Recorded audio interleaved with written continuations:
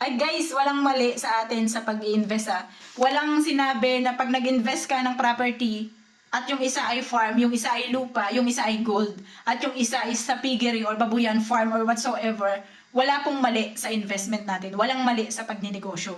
Nasa atin lang kung paano natin ginagrab yung opportunity ng pagninegosyo. Guys, lahat ng negosyo tama. Ang mahalaga doon, tingnan nyo kung ano yung reason nyo bakit tayo nagnenegosyo. Sa reason na kung nagnenegosyo ba tayo para meron tayong financial freedom or nagnenegosyo ba tayo para maiangat natin yung ating pamilya. So, yun yung titingnan natin once na nagnegosyo tayo. Ako po, noong time na pinasok ko yung ganitong category. Kasi, totoo naman talaga na dati, trabaho lang ako, trabaho, bahay. Hindi ko naiisip yung mga ganito, na pwede palang ganito. Ang iniisip ko kasi ngayon, as OFW, yung makapag-retire ka ng mas maaga. Compare doon sa 60 years old na mapag-retiro ka. So, ano bang pwede kong gawin sa sarili ko na makauwi ako ng Pilipinas na hindi ko iaasa yung sarili ko na pag umuwi ako ng Pilipinas, kailangan ko pa rin magtrabaho. Kasi wala naman sa akin magbibigay ng pera, wala magpapasahod sa akin, paano ako kakain, paano ako magbabayad ng bills ko. So, yan po yung mga naiisip ko. Kaya po, naisipan ko talaga na pasukin yung larangan ng pagninegosyo. Pero guys, nagsisimula pa lang din ako kagaya nyo. Yun nga lang, meron syempre yung iba sa atin na parang hindi pa nagsisimula. Kaya po, nagawa ko tong mga vlogs na ganito. Kasi gusto ko na may enlighten tayong lahat. Kasi pare-pareho tayo ng community. Pare-pareho po tayong OFW. Pare-pareho tayo at the end of the day, uuwi po tayo ng Pilipinas. Pag umuwi tayo ng Pilipinas, sino ba yung tutulong sa atin? Yung mga anak natin. Siyempre, sasabihin natin na, bata pa naman ako ngayon. Sabihin natin, sa kagaya ng edad ko po, 37 pa lang ako. So, bata pa para sa akin yung 37. So, guys, kaya lang pag edad ko ba ng 40, 45, kaya ko pa bang magtrabaho? Kasi alam naman natin dito sa atin sa ibang bansa, mahirap po talaga ang trabaho. Ako po ay nasa Europe, ako po ay nasa Czech Republic. Mahirap po yung trabaho namin kasi talagang trabaho talaga siya, output, kailangan mo na output, ganyan. Pero pag patak mo ba ng mga 45 to 50 years old, gugustuhin mo pa ba na magtrabaho ka or gugustuhin mo umuwi ng Pilipinas para makasama mo yung pamilya mo? Especially po ito kapag meron kang mga asawa, may asawa ka or may anak ka. So isang asawa lang hindi mga asawa. May asawa ka or may anak ka. So yung mga ganun guys na mga senaryo na may isip natin na ano ba talaga yung purpose ko? Bakit ako nag-OFW? Para ba talaga may ahon ko lang yung pamilya ko? Paano kung umuwi nga po yung OFW? Umuwi ka sa atin sa Pilipinas, ibig sabihin ba nun, stop generating money na tayo? Dahil nga hindi na tayo nag-abroad, ibig sabihin ba nun, hindi na rin kakain yung mga pamilya natin. So, pwede mapatapos mo yung pag-aaral yung mga anak mo, makapundar kayo ng kahit paano ng bahay. Pero ang tanong po doon, paano kung matanda na po tayo, tapos hindi po natin siya para mas-supervise ba yung sarili natin, hindi man lang tayo makagala, gusto natin makapunta dito sa ganito, gusto natin makapunta sa ganyan, pero hindi natin siya magawa kasi nga iniisip natin na hindi ako pwedeng tumigil ng pagtatrabaho kasi wala naman akong income na darating. Paano ko babayaran ng bills ko? Wala naman akong income na darating. Yun po yung pinupunta ko. So, ang ginawa ko is rental property. So, maliit lang po to rental property. Ang nasa isip ko kasi, syempre, pag may rental property ka, monthly, mag-generate siya ng income sa'yo.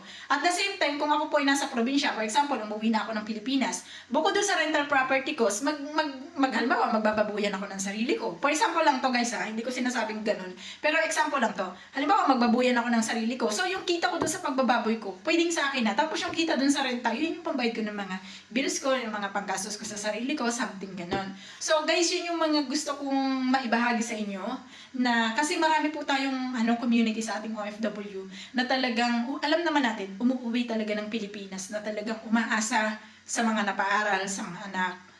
'Di ba? So especially yung mga, meron din kasi akong na seaman, ganyan, na talagang maawa ka kasi breadwinner. Talagang, paano kung dumating yung time na pagod ka na?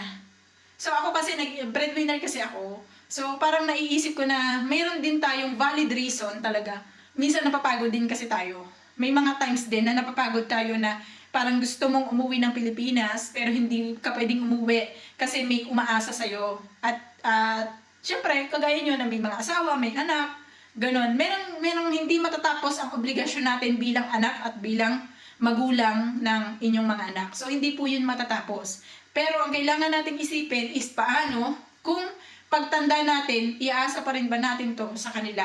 Halimbawa, tumanda ako, iaasa ko pa ba doon sa mga natulungan ko, sa pamangkin ko? Or kung may anak man ako, iasak pa ba dun sa anak ko yung buhay ko pagtanda ko? So, hindi po. Kaya nga sabi ko sa inyo, guys, walang mali sa pagnenegosyo. Kahit ano man yung pasukin yung negosyo, walang mali. Ang isipin nyo lang, pagtanda nyo guys, yung bang negosyo na ipupundar nyo is hanggang sa pagtanda nyo na kahit hindi nyo na kayang magtrabaho is makakatulong pa rin sa inyo. 'Di ba? So, yun yung mga ibig ko sabihin. Wala naman po talagang mali sa pagnenegosyo. As in, wala. Kasi, marami nga dyan. May kilala ko. Ilan ang kanyang baboyan? O, kumikita po sa kada 4 months minsan. Halos inaabot siya ng 2M. Ang kanyang na-harvest sa kanyang baboyan. Napakalaki po nun, 2M ha. Sa totoo lang. Pero, syempre, sa akin naman kasi, kaya ko ngayon. Ang iniisip ko lang, paano pagtanda ko kung kaya ko ba? So, ganun. Ganun kasi yung mindset ko. Kaya, magkaiba po tayo. Pero, syempre, sabi ko nga sa inyo, ako po ay laking probinsya rin. Alam ko rin ang kalakaran pagdating sa farm. Alam ko rin yung mga babuyan, mga manukan. May baka pa nga kami, may kalabaw pa kami. So, alam ko po yan lahat. Kaya, alam ko po yung mga pinagdadaanan nyo kung bakit sinasabi nyo na mas maganda tong gantong negosyo. Kasi yun po yung alam nyo. Ako, pwede ko naman sabihin na maganda tong real estate property. Kasi yun yung alam ko. Pero guys, may pero. Ang real estate property is hindi para sa lahat. At ang babuyan ay hindi para sa lahat. Okay? Hindi po ibig sabihin na yun yung tinahak natin na negosyo. Yan din po yung negosyo na papatok doon sa mga nasa community natin. Kaya po sinasabi ko sa inyo guys, walang mali sa kahit na anong negosyo na gusto nating pasukin. Ang titingnan lang natin is ang sistema ng negosyo natin. Yun lang po yung titingnan natin.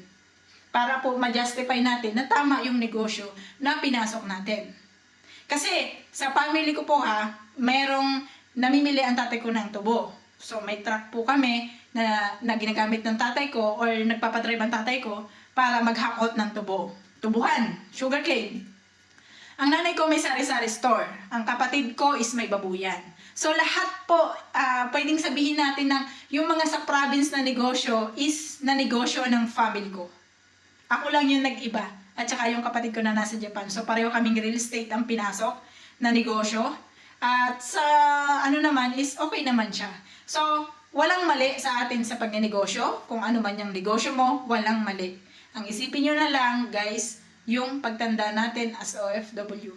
Kailangan yung ininegosyo natin hanggang sa pagtanda natin makakatulong sa atin. Kasi yun ang kailangan nating paghandaan. Hindi naman yung batang buhay natin ang kailangan nating paghandaan Yung pagtanda natin. Yung ngayon kaya nating magtrabaho Kaya pa natin kumita ng pera. Pero pagtanda natin, hindi na natin kaya. Doon tayo kailangang mag-invest. Di ba? So, dyan na kayo.